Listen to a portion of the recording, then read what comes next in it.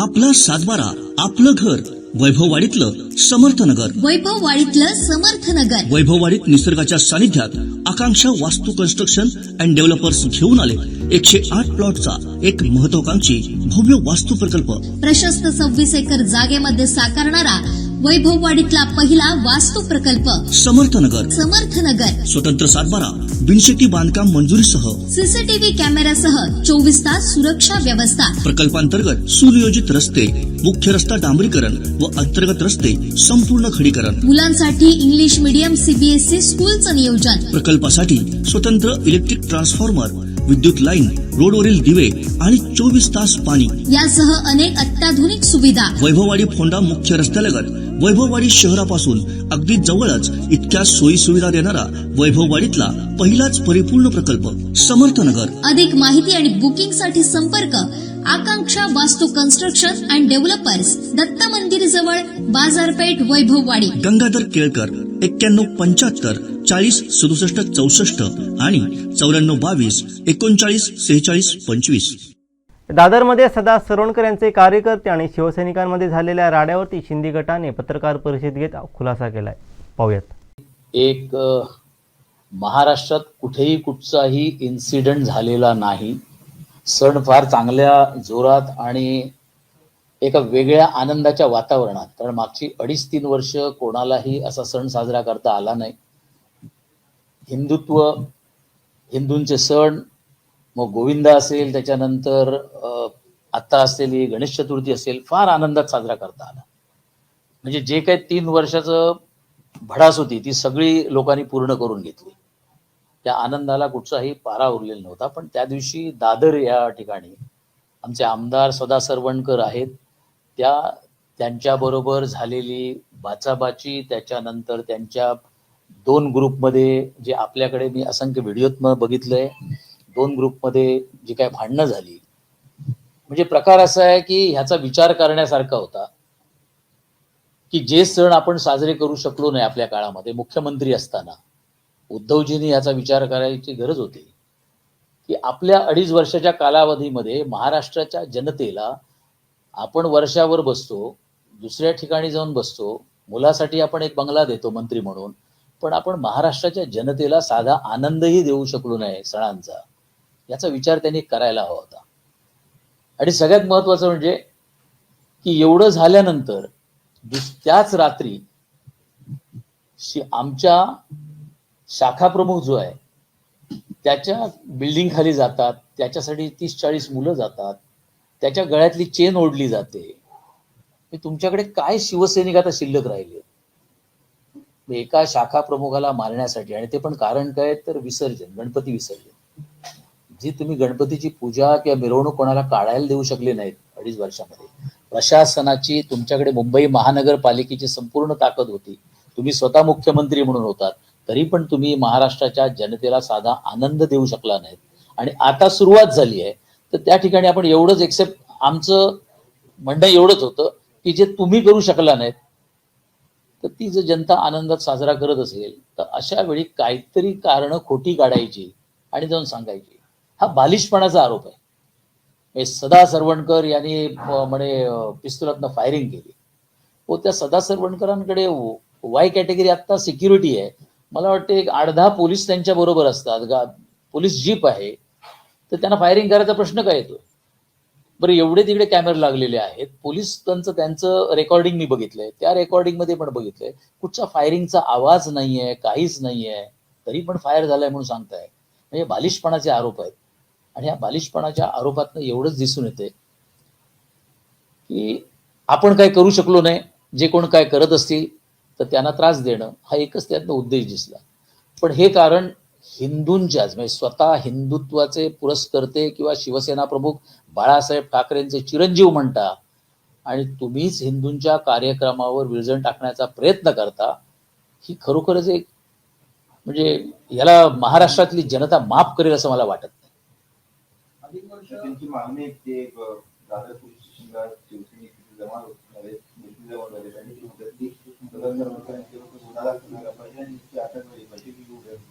गुन्हा कशासाठी? ते मराठी हिंदू यांच्या सणासाठी आमदार म्हणून स्वतः सकाळी 5:30-6 पर्यंत उपस्थित राहतात. ते स्वतः त्या मिरवणुकीमध्ये येतात. ते लोकांची व्यवस्था करतायत. लोकांना पाणी मिळावं, त्यांच्यासाठी स्टेज असावं, फुलं असावीत, ही सगळी व्यवस्था एक आमदार त्या विभागातलं करतोय. कारण दादर, परळ, प्रभादेवी हा एरिया आपण नेहमीच म्हणतो की इकडे सर्व सण आनंदात साजरे केले, कमी पैशामध्ये पण आनंदात साजरे केले जातात. आणि त्या ठिकाणी करणारा आमदार हा तिकडे आपल्याच कार्यक्रमात फायरिंग करेल का जाऊन? व्यवस्था तेच करतायत. तुम्ही बॅनर्स आणि होल्डिंग सगळे बघितले तर आमदारांचेच आहेत आणि आपल्याच कार्यक्रमात आपणच जाऊन करतील का? आणि मला वाटत नाही आपण कुठच्या कामासाठी एकत्रित आलोय. आपण जे 2.5 वर्ष काहीच सण साजरे करू शकलो नाहीत त्याचा आनंद लोकांना देण्यासाठी आपण एकत्रित आलोय. आणि तिकडे आल्यानंतर सदा सरवणकर असं कार्य काही करतील हे मला बिलकुल वाटत नाही.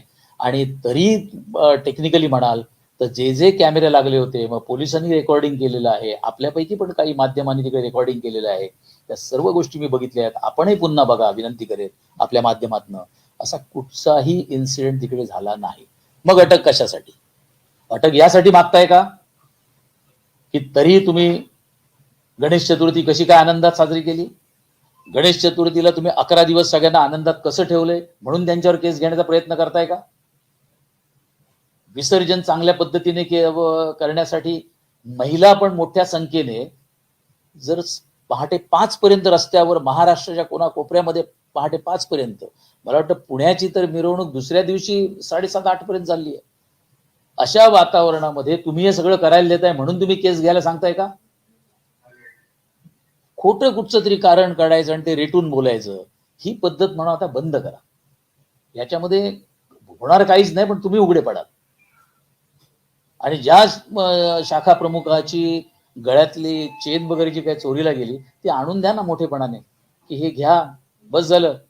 आता भरपूर तुमच्याकडे ठेवलंय करोनामध्ये, त्यातलं तुम्ही आणून द्या त्यांना. किंवा त्या शाखा प्रमुखाची चेन आहे ती मिळाली, माझ्या एका शिवसैनिकाला, जुन्या शिवसैनिकाला मिळाली, त्याने आणून दिली, अशी करून द्या पोलीस स्टेशनला आणि सांगा. 2.5 वर्ष हिंदूंचे सण साजरे करताना याला सातत्याने सांगितलं जातं. मात्र आपल्याला पहिला लॉकडाऊन आठवत असेल, दुसरा लॉकडाऊन आठवत असेल, पंतप्रधानांनी लॉकडाऊन केलं होतं. अशा परिस्थितीत ते सण कसे साजरे करतात? बरोबर आहे. मी तर म्हणेन पहिला लॉकडाऊनचा प्रकार जो होता तो फार स्ट्रॉंग त्याच्यामध्ये चालला. मध्ये अशाही पद्धती तुम्ही देऊ शकला असतात, निर्देश तुम्हाला देता आले असते. काही मी असं म्हणणार नाही की अगदी वाजत गाजत आणि मोठ्या संख्येने जा म्हणून, पण काही तुम्हाला योजना त्याची करता आली असती. बरं, तुम्ही करू शकला नाहीत. करोनामुळे करोनाला तुम्ही म्हणजे लोकांना आणखीन त्याचा प्रसार होऊ नये, आणखीन त्याच्यामध्ये बळी जाऊ नयेत लोक, म्हणून तुम्ही घेतलीत. मग आता जर केलं जात असेल तर त्याच्यामध्ये सामील तर व्हा. मी तर स्पष्ट म्हणेन, बघता काय सामील व्हा. पण काही निर्बंध त्यांनी ठेवले होते, म्हणजे मूर्ती कमी असणे किंवा मग जास्त लोक जमणे असे निर्बंध ठेवले होते. त्या निर्बंधावर आक्षेप आहेत ना? निर्बंधावर, उंचीवर, निर्बंधावर, कारण जेवढी मोठी मूर्ती तेवढी तुमची मिरवणूक मोठी होणार, त्या पद्धतीने तुम्हाला सगळं अरेंजमेंट करावी लागणार. ते निर्बंध तुम्ही सगळे आणले.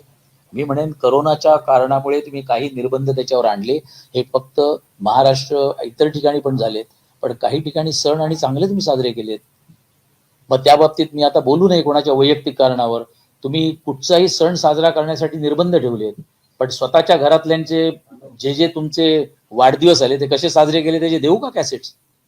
त्यामध्ये निर्बंध नव्हते का?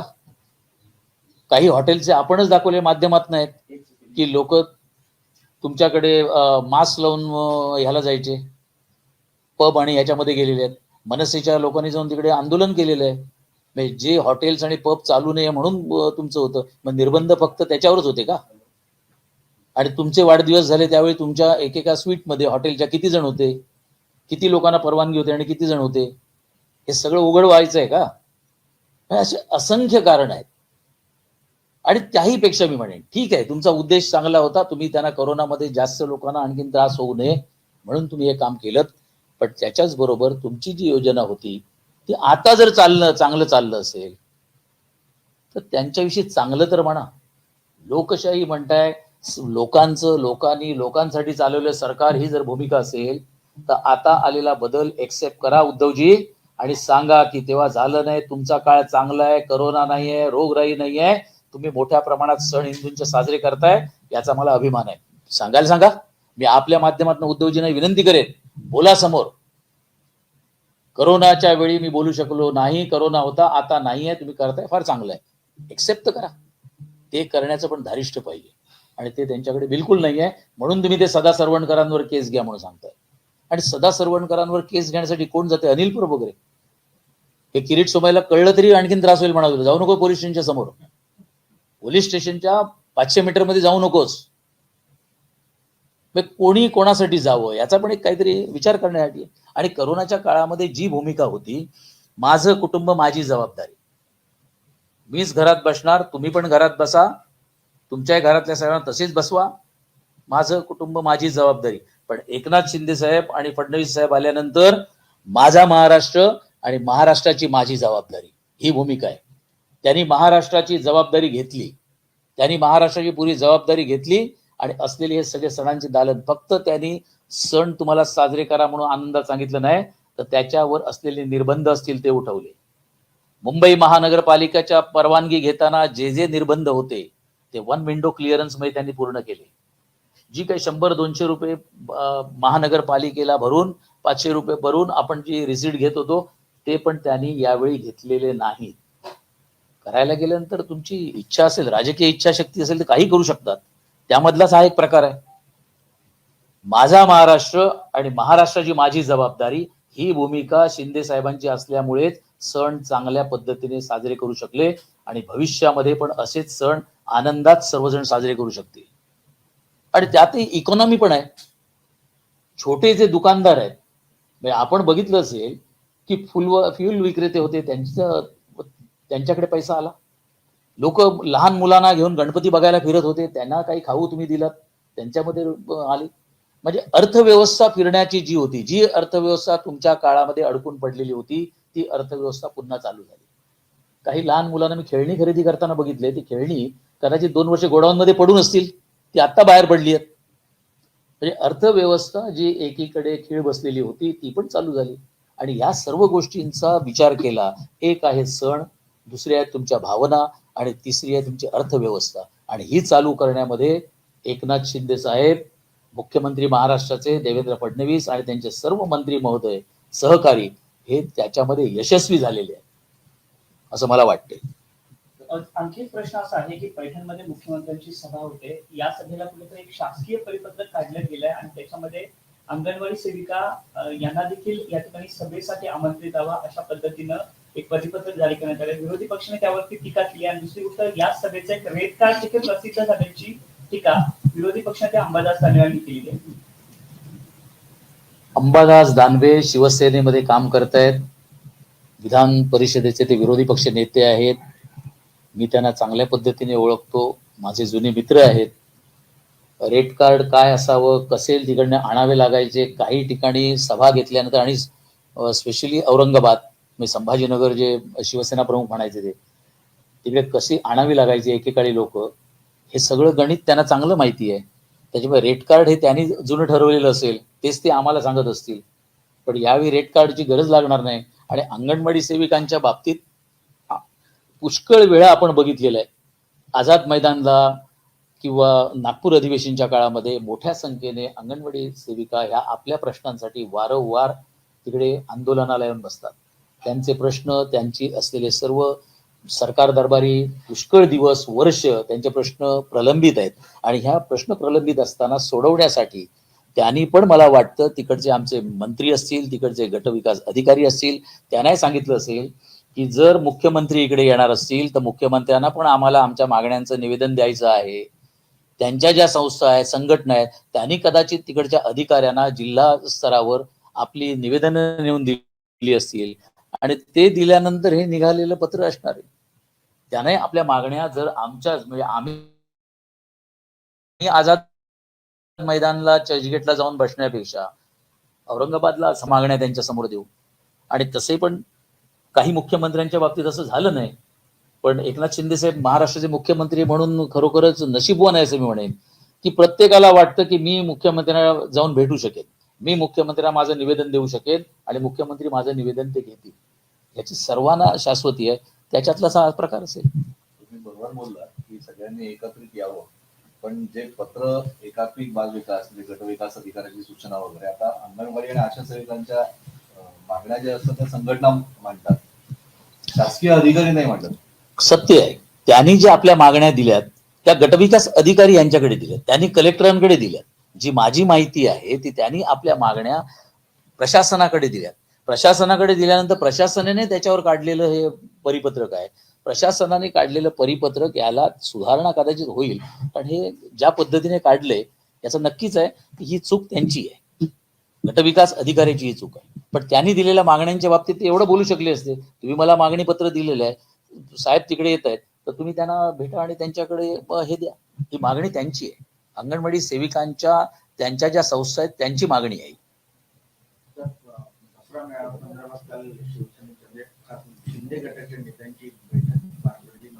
काय ठरलंय किंवा कशा स्वरूपात दसरा मेळावा शिंदे गटाचा? दसरा मेळावा शिवसेनेचा व्हावा याचं कारण, शिवसेना ही आम्ही आज म्हणतोय की शिंदे सरकार जी लीड करतायत, शिंदे साहेब मुख्यमंत्री म्हणून बसले, ती शिवसेना मी म्हणतोय.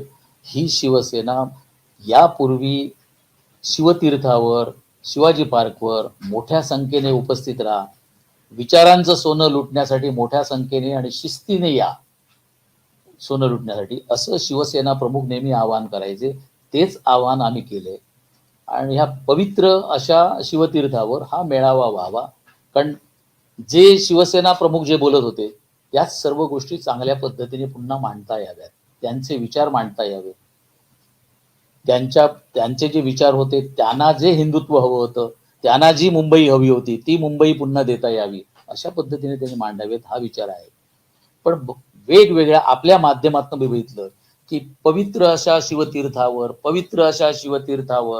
एकच नेता, एकच झेंडा, एकच हे असं जे काही याच्यातनं आमच्या माजी महापौर किशोरीताई वगैरे जे बोलतायत ते खरोखरच एक अजीब वाटले मला.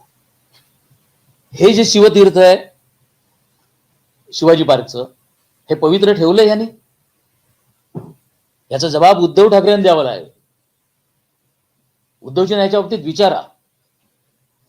ज्या शिवसेना प्रमुखांना कुठच्याही परिस्थितीत अटक करेन असं म्हणणारे भुजबळ साहेब, छगन भुजबळ साहेब, आणि खरोखरच शिवसेना प्रमुखांना इकडनं कोर्टापर्यंत जावं लागलं. कारण मला त्यावेळेचा सीन आठवतोय, ट्रिजा किल्लेकर वगैरे ह्या महिला होत्या, या सर्व महिला आघाडीच्या आमच्या मातोश्रीच्या बाहेर गाडीच्या समोर झोपल्या होत्या की साहेब तुम्ही कोर्टामध्ये जाऊ नका. पण त्यावेळी मीही गेलो होतो, माझ्याकडे आज फोटो आहे त्याचा, साहेब जेव्हा कोर्टातनं बाहेर पडले तेव्हा.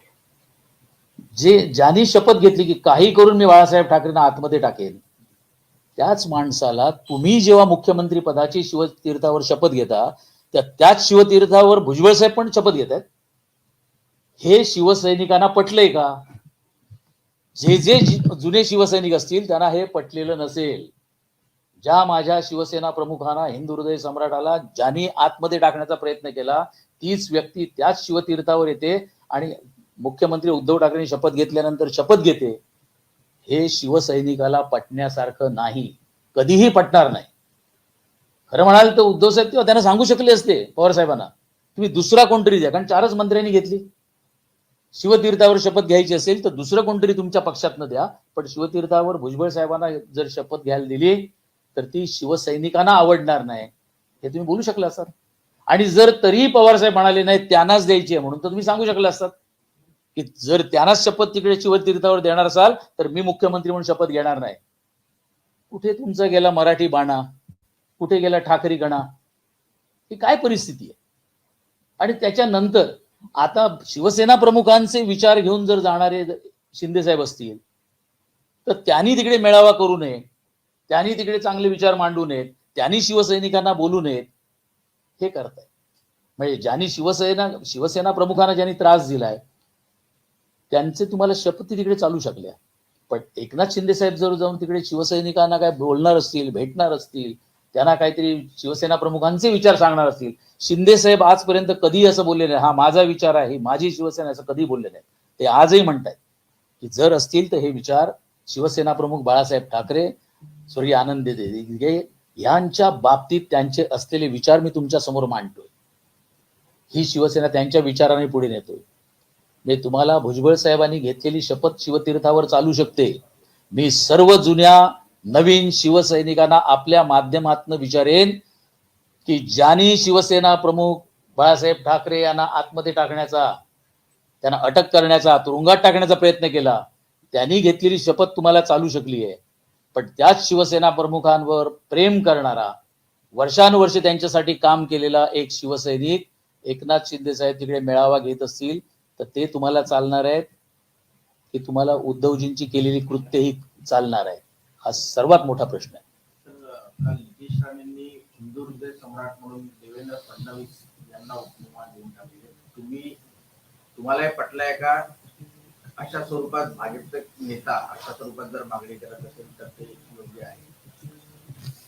प्रत्येक गोष्ट अशी झालेली आहे की आपण काही छत्रपती म्हणतो, छत्रपती शिवाजी महाराज, पण काही आजही राजघराण्यातले काही लोक आहेत, मग ते आमदार खासदार झाले, त्यांच्या ठिकाणी जेव्हा दसरा साजरा होतो त्या दसऱ्यामध्ये त्यांना पण छत्रपती म्हटलं जातं.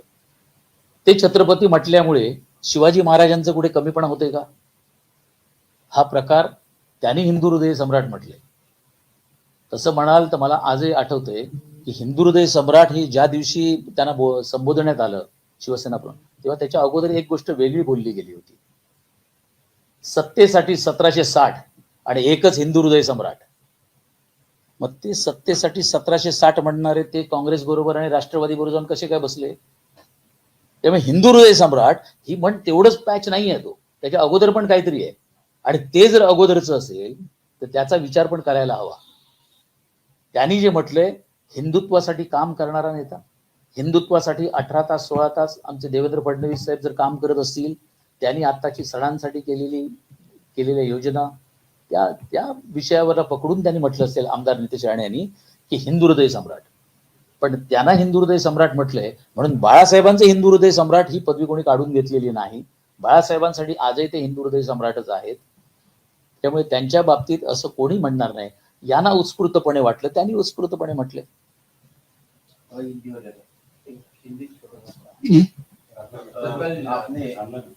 कल सर जिस तरह से प्रभादेवी इलाके में शिंदे और उद्धव गुट के कार्यकर्ता आपस में भिड़ गए और आरोप ये भी लगाया जा रहा है कि जो स्थानिक विधायक है सदा सरवणकर, उन्होंने फायरिंग भी की है. उस पर सच बात तो ऐसी है कि बहुत दिन के बाद, 2.5 साल के बाद सब लोग अपना त्योहार मनाने के लिए रस्ते पे आ गए. त्योहार मनाते वक्त इतनी 11 दिन तक हर एक जितनी मुंबई नहीं महाराष्ट्र, पूरे महाराष्ट्र में गणेशोत्सव बड़े धूमधाम से जोरों शोरों से उन्होंने मनाया. आज मुझे नहीं लगता है कि कल का जो कुछ हुआ है ये हुआ नहीं है, ये किया गया है, पर्पजली किया गया है. क्योंकि यहाँ के विधायक जो हमारे सदा सरवणकर साहब है, सदा सरवणकर ने अरेंजमेंट इतनी अच्छी की थी लोगों के लिए, जो विसर्जन के लिए आ जाएंगे उनके लिए फूल की व्यवस्था हो, पानी की व्यवस्था हो, स्टेज हो, ये सब कुछ किया था. और मुझे लगता है कि ये शिवसैनिक जो यहाँ के जो कुछ बचे हुए शिवसैनिक है वो लोग ये डाइजेस्ट नहीं कर पाए कि जो हमने करना चाहिए इतने सालों से हम नहीं कर पाए, वो अगर सदा सरवणकर करते हैं तो कुछ तो विघ्न लाना ही है. तो ये चीज कीजिए. और दूसरी बात, आपके पास वहां पर वो प्रोग्राम में बहुत सारे कैमरेज लगे हुए थे, पुलिस लोगों के भी कैमरेज थे, उन्होंने भी रिकॉर्डिंग की जो मैंने देखा है. उसमें कोई फायरिंग नहीं हुई, कोई किसी को छेड़ा नहीं गया है, किसी को हाथ नहीं लगाया गया है. बाद में सिर्फ वो जो शाखा प्रमुख हमारे उसके बिल्डिंग के नीचे ये लोग 40-50 लोग गए, उसके गले की एक चेन खींच के लेके गए.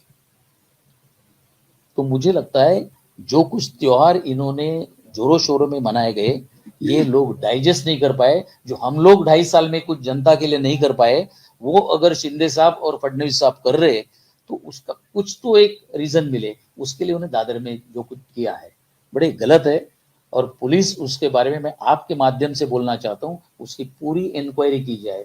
इसके पीछे राज कौन है, कौन करना चाहता है, क्या करना चाहता है, उसकी इंक्वायरी की जाए, उसको पनिश किया जाए. आपने कहा कि हिंदू त्योहार जो है खुशी से मनाए गए, इसके कारण पेट दर्द हो रहा है, उसमें किया जाए. 2.5 साल से लोगों को ये कुछ दे नहीं पाए. ना मुंबई में हो, कोरोना की वजह से एक है, बट कोरोना के बाद भी उनको कुछ तो एक अरेंजमेंट कर सकते थे.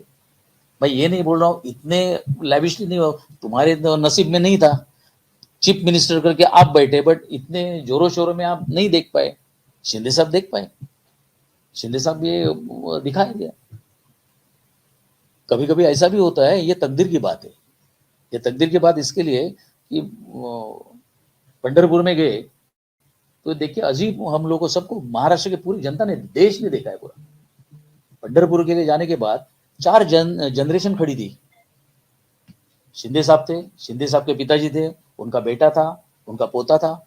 4 जनरेशन अगर साथ में लेके विठल रखुमाई का अगर दर्शन ले रहे, ये भी तो नसीब की बात है।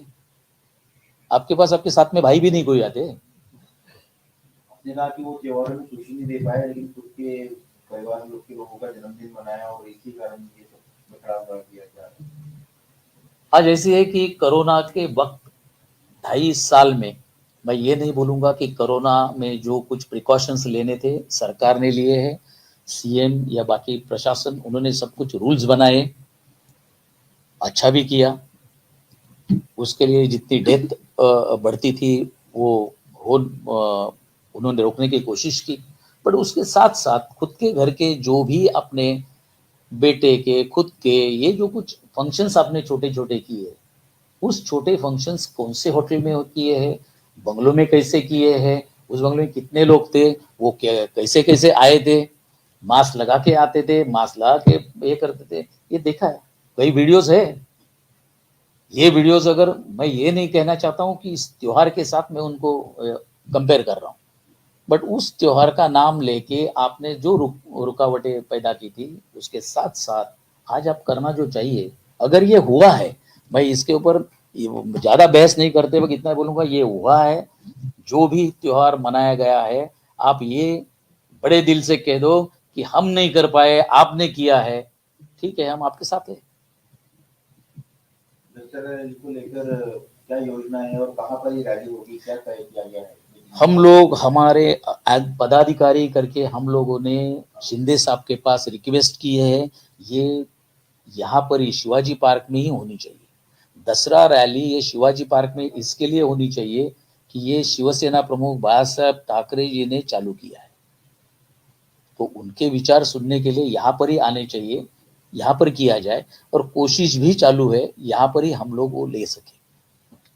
लेकिन उद्धव जी और ये लोग कह रहे कि जो पहले आता है उसको पहले अनुमति मिलती है, तो उनका अधिकार बनता है, और वो कह रहे कि चाहे हमको अनुमति मिले ना मिले, हम यहीं पर रैली करेंगे। तो एक बार फिर विवाद, परमिशन लेना है, परमिशन लेके आपको काम करना होगा, जिसको भी लेनी है।